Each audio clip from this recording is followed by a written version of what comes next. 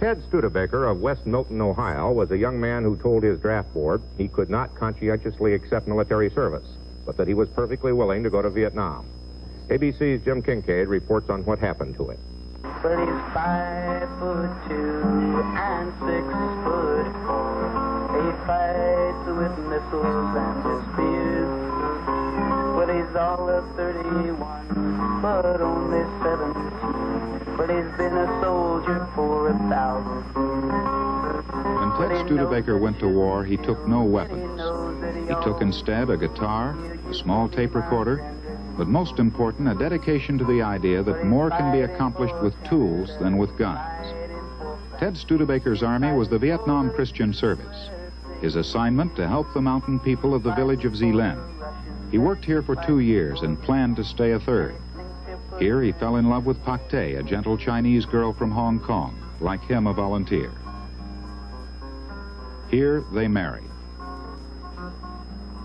About a week later, on April 26th, the Viet Cong unit attacked Elgin. The attack opened with a mortar barrage, and later the invaders entered the house and shot Ted Studebaker to death. The Viet Cong obviously considered him an enemy. After all, he was an American, but they couldn't really have known Ted Studebaker.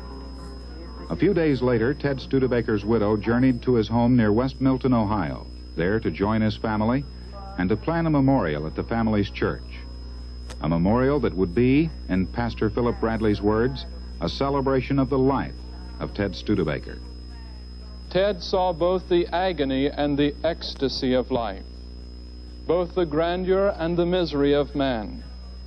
He said yes to his world, even though, he wrote, "I have never heard of a president pinning a Medal of Honor on a pacifist. These are the sacred glories reserved for those who can kill, maim, capture, or destroy the most. And the more human lives involved, the more glorious the award seems to be." What a contradiction of values.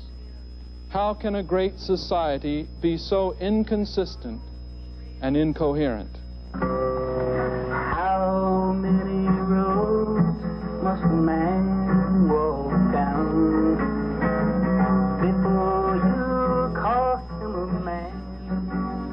Ted Studebaker loved this song and sent a recording to his family.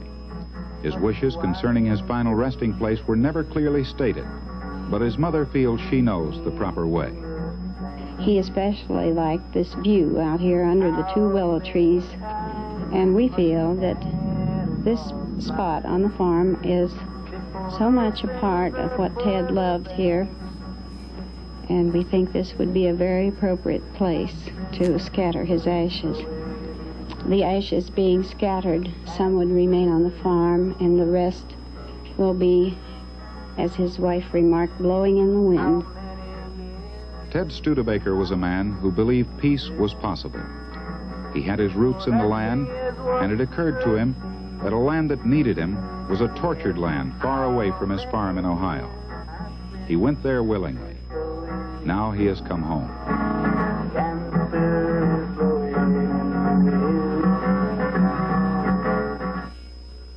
We'll be back with more news in a moment.